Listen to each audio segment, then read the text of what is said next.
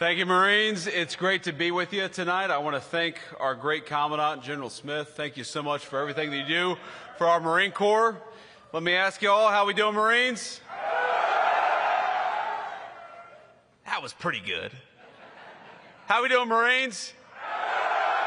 That was better. That was better. Well, I figured I'd just stand up here and tell a lot of stories about the Marine Corps, because what else should we do when we're among friends on the 250th birthday of the United States Marine Corps than talk about the incredible stories that make our Corps great? And I'm so proud to be here. I'm so proud to be the first Vice President of the United States to have been a United States Marine.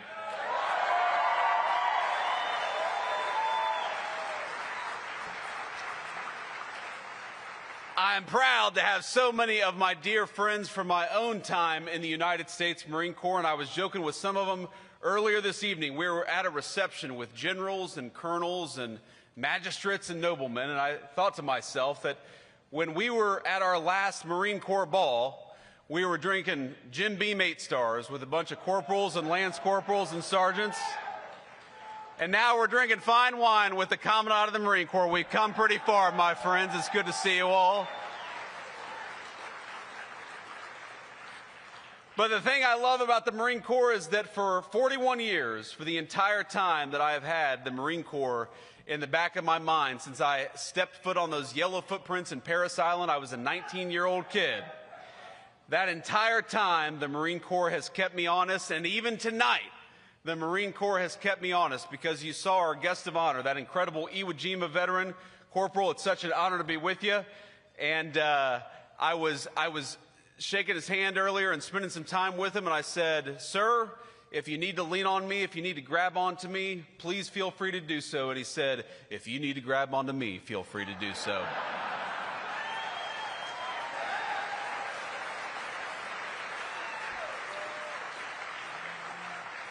And then I shook the hand of his fellow Iwo Jima veteran, because we have a corpsman here who served in Iwo Jima. And how much, Marines, do we love our corpsmen who keep us safe?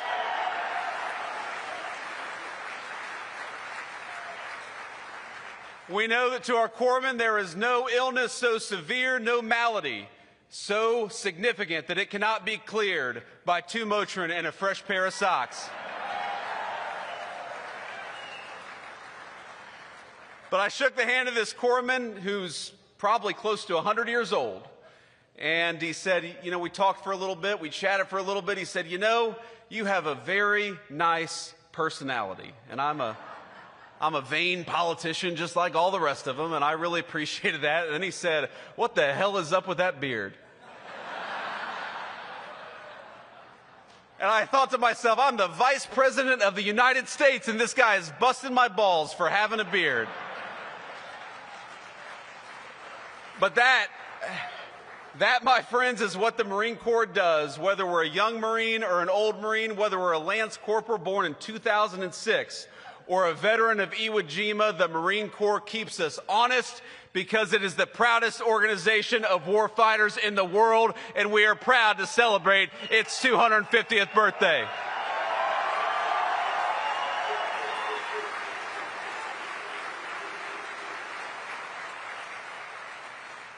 Now, I got this great big speech here. I could talk about Dan Daly. I could talk about Chesty Puller. I could talk about John Basilone. I could talk about all of the incredible Marines. I could talk about my friends, some of whom came home from Iraq or Afghanistan and a couple of whom didn't.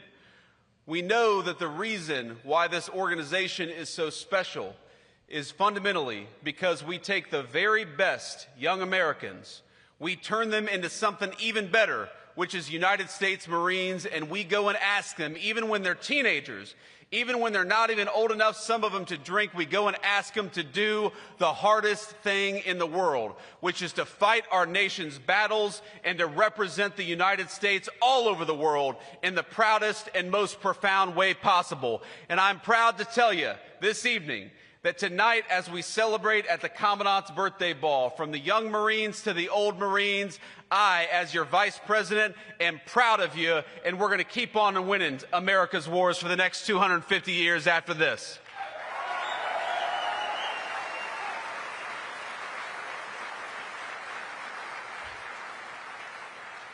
Now, I remember when my cousin Rachel, she's my older cousin, my grandmother's eldest grandchild, when she encouraged me to enlist in the United States Marine Corps, and at the time it sounded like the craziest idea I had ever heard.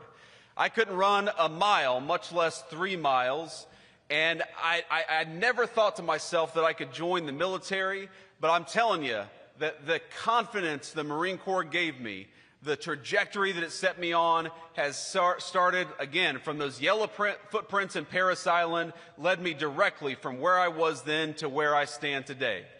And it wasn't always an easy journey, of course, these things never are, but I remember, for example, my very first Marine Corps birthday as a young recruit in Parris Island. I went to boot camp in September of 2003, and so, of course, my first Marine Corps birthday was in Parris Island.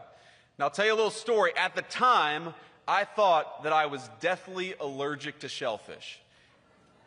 And the reason I thought I was deathly allergic to shellfish is because when I was 16 or 17, I had some terrible allergic reaction. I assumed it was because of shellfish, and for 2 years, I had not touched shellfish. I thought it was the thing that was going to kill me.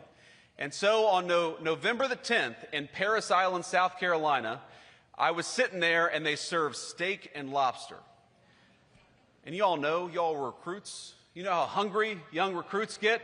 And I thought to myself, well, on the one hand, I could be hungry and maybe save my life. On the other hand, I could roll the die with this lobster, and the very worst thing that's probably going to happen to me is a corpsman's going to take care of me. I'll get to sleep in tomorrow.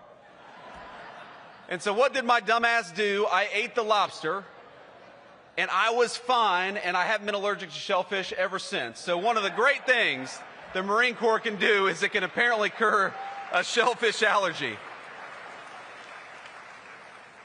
There are so many things I'm proud of about this Corps. One of the things I'm proud of is that the attitude and the life of service continues from the people who become generals in our Marine Corps to sergeant majors in our Marine Corps to the people who get out and lead in the civilian world.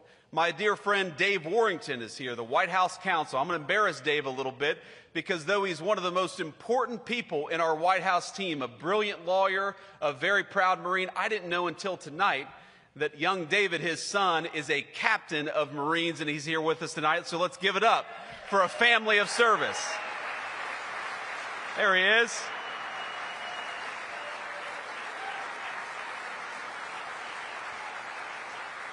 Going to embarrass my friend a little bit, and of course you all know that when you get around soldiers and sailors and airmen, we like to poke fun at each other.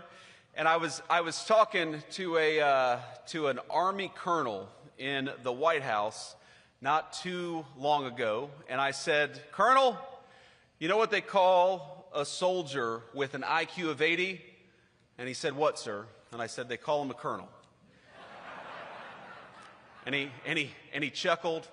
And then he said, "You know what they call a Marine with an IQ of 60? I said, "What's that, Colonel?" He said, "The Vice President of the United States."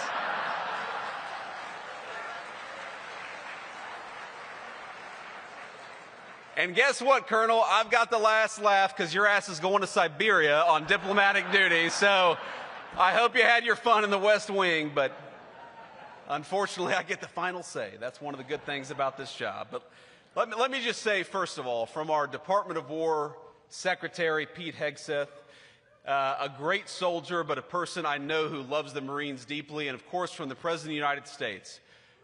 They are proud of you.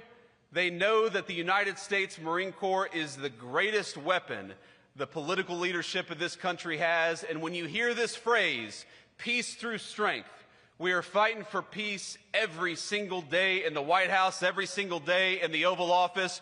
We achieve peace because you, the Marine Corps, are our strength, and we won't forget it, and we never have. Thank you, Marines.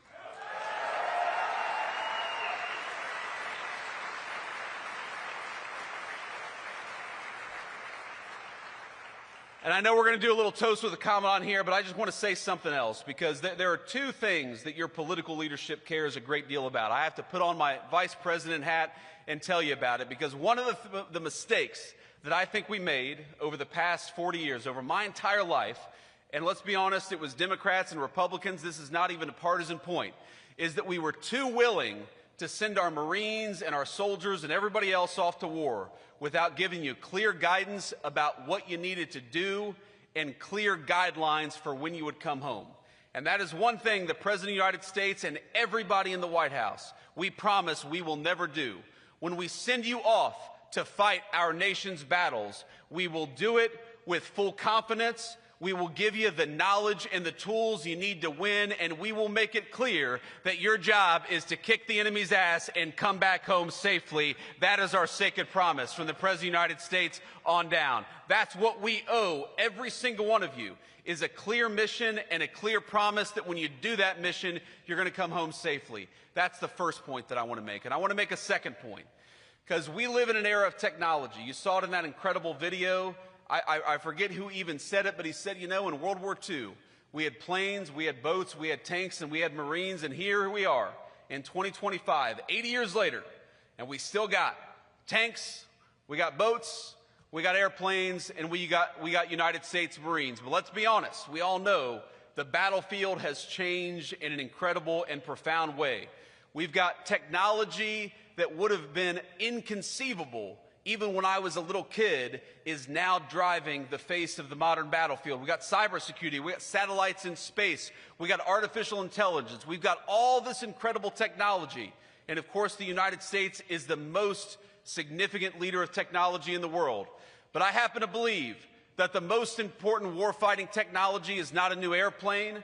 The most important warfighting technology is not artificial intelligence or anything on a computer. The most important warfighting technology is a well-trained and well-armed United States Marine, and we won't forget it.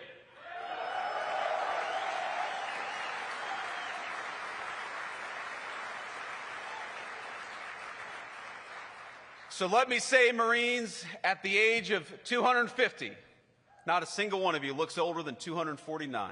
You look pretty good out there. This is a good-looking crowd. But I just want to say that everything the Marine Corps has done for me, the Marine Corps gave me great training.